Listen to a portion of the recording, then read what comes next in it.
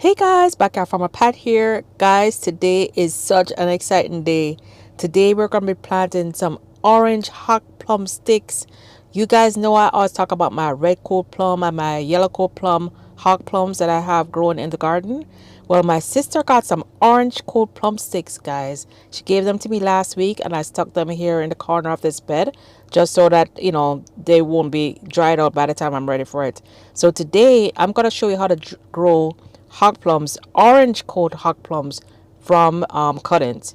Guys, I have never tasted one, but I hear it looks and tastes very similar to the red and yellow, but this one is orange. My very first time ever having it. So guys, I'm going to go through and first we're going to get the sticks. We're going to cut them, then I'll show you what's next. These sticks are some nice healthy specimen. You can see the greenness coming through the bark. You can see how green it is. So I find that I'm gonna cut each piece into like maybe 12-inch pieces, 12, 14-inch pieces. I find that this thickness is really good. When it's too thin, look at that greenness. When it's too thin, guys, it just dries up. But this is like the ideal thickness. So let's go ahead and cut this. All right, I think that looks like about a good size. Let's go ahead and cut that. And so that's two pieces here. Now we have to go ahead and injure the bottom part of the thing before I plant it. So what I'm doing here is I'm sterilizing my little cutters. You can do this with a knife, any little thing you have. But what I like to do is I like to just scrape up the bottom of the bottom part of the wood that is gonna go into the ground.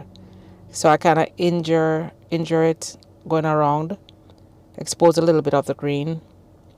Then I'm gonna rub it with some of my aloe vera. And this is gonna help to stimulate root growth once it's in the ground. All right, actually, so let me just do all the sticks one time and then we just do aloe vera for all. So I'm just gonna go through, do the same thing with all my sticks. Then we're gonna move on to the aloe vera next.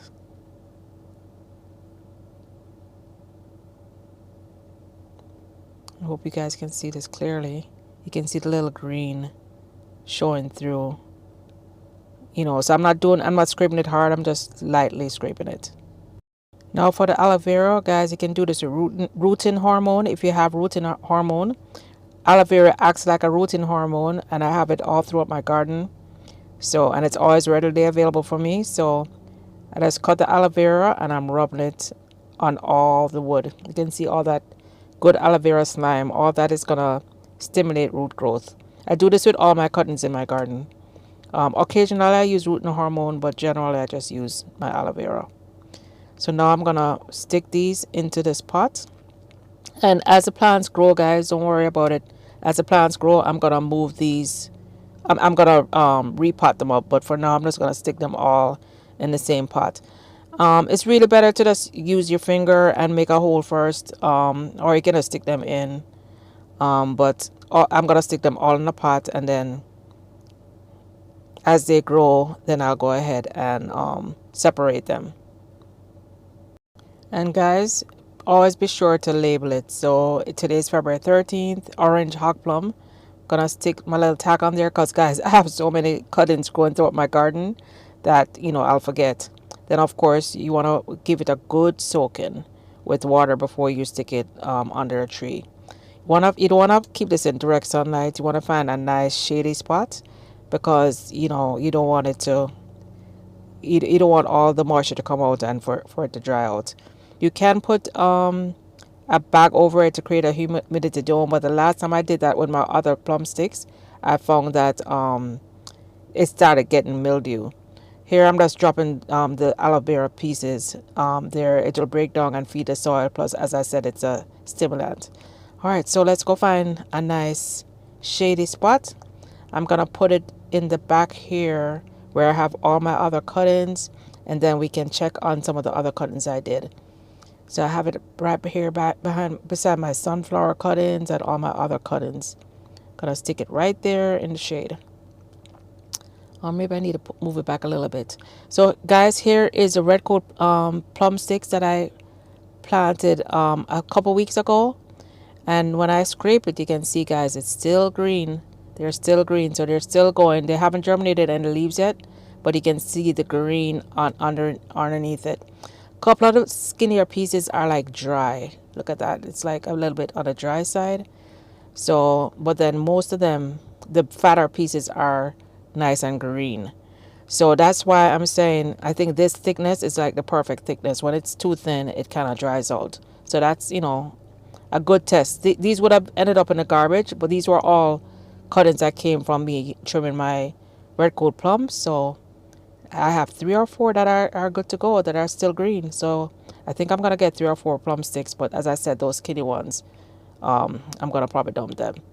So here is my yellow coat plum sticks. And guys, can you believe this? Look at that, guys. The sticks are actually blossoming. So these are skinny, but look, they're actually blossoms on the top of that skinny one. It's actually blossoming, guys. So I guess when I cut it back, it was about to blossom. So it's actually blossoming. They're all still green. So my yellow coat plums are looking good. All right, so I want to show you one more that I'm growing from one more cutting. But yeah, that's all green. Those are all green. So guys, let's look at my sugar apple. Let's look at my sugar apple. And guys, this is the one that surprised me the most. It's my very first time. But I cut my sugar apple, I think 2 or 3 weeks ago. But look, guys, every last one of my sugar apple are still alive. Look at that. Green. It's still green, even though those are little twigs. All my sugar apple sticks are still green. I scrape it, it's green. You can tell the branches are nice and plump, so they're full of life. So I am going to spritz it with a little water, maybe a little seaweed in the water. And I'm going to make sure that these don't dry out, because I would love to have more sugar apples in the garden. So guys, this is just encouraging you guys that you can at least try. It didn't cost me anything to try. But look at that. All of them are green. It's very easy to grow from cuttings. Not everything is going to work. Some of them are going to dry out, like the red coat I showed you. Some will dry out, some will make it. As a matter of fact, let me move this a little bit more into the shade. It's kind of in a sunny spot. Well, I'm just going to move it over a little bit more into the shade, so that it will get some sun, but it will be mainly shade. And, of course, with your cuttings, you just want to continue spritzing them and make sure that they stay moist. Well, guys, I hope you enjoyed this video. I hope you learned something. If you did, drop a comment below. And guys, don't forget to subscribe and hit that notification bell so you can see more of my videos. Till next time, bye now.